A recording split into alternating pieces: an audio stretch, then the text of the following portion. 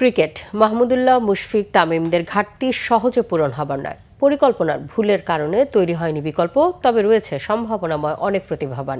তারা পারফরমেন্স করতে পারলে সময়ের সাথে উপযুক্ত হয়ে উঠবে বাংলাদেশ দল, মনে করেন BCB cricket operations chairman Nazmul Abedin Fahim ও জাতীয় দলের সাবেক অধিনায়ক Khaled Masud pilot.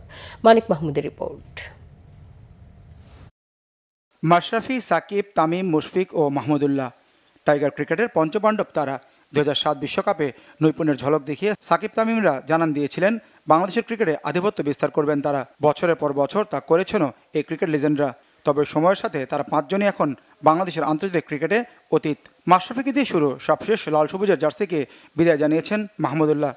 Bangladesh sports journalist অ্যাসোসিয়েশনের দোয়া ও ইফতার মাহফিলে উপস্থিত হয়েছিলেন ক্রিকেটার, ফুটবলার থেকে শুরু করে ক্রীড়াঙ্গনের ব্যক্তিবর্গরা।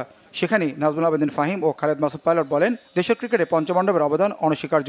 তাদের ঘাটতি পূরণে পাইপলাইনে অনেকে থাকলেও অভাব মানসম্মত ক্রিকেটারের। নতুন কিছু খেলোয়াড়দেরকে দেখেছি যারা যারা যথেষ্ট যোগ্যতা রাখে জাতীয় দলে খেলা, এবং আমরা যদি মিডিয়াতেও দেখি বা আপনাদের আলাপ আলোচনায় দেখি, অনেকের কথাই উঠে আসে যে ও কেন দলে নেই, ও কেন দলে নেই। সেই নিয়ে অনেক তর্ক বিতর্ক হতে দেখি। এর মানেই হচ্ছে যে যারা চলে যাবে তাদের রিপ্লেসমেন্টও আমাদের হাতে আছে। এখন ব্যাপারটা হচ্ছে যে ইন্টারন্যাশনাল ক্রিকেট ওরা ঠিক কেমন করবে এটা আগে থেকে বলাটা খুব মুশকিল, কিন্তু ওদের যতটুকু আমরা দেখছি তাতে মনে হচ্ছে যে ওরা হয়তো কোপ করতে পারবে।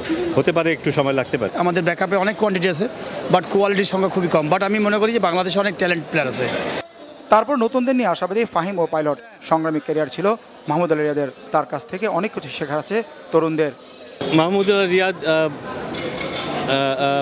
ঠিক সাকিব, তামিম, মুশফিকের ক্যারিয়ারটা যেমন ছিল যতটা সহজ ছিল না, কিন্তু ওকে অনেক পরিশ্রম করে, সত্যিকার অর্থে পরিশ্রম করে জাতীয় দলে আসতে হয়েছে। এবং বিশেষ করে 7 নম্বর পজিশনে ব্যাটিং করা এত সহজ ছিল না। সে কিন্তু খুবই সাকসেসফুলি একটা জায়গাটা ধরে রাখছিল সবসময়। এবং আমি বলবো যে ম্যাচ উইনিং কিছু ইনিংস খেলতো শেষ বেলায়। সুন্দর সুন্দর ইনিংস ছিল, বড় বড় বাংলাদেশ টিম তার জন্য বড় বড় রানও করতে পেরেছে।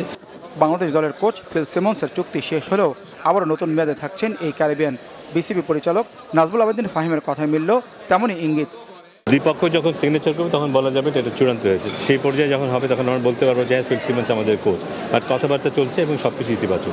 মানিক মাহমুদ, বাংলা ভিশন, ঢাকা।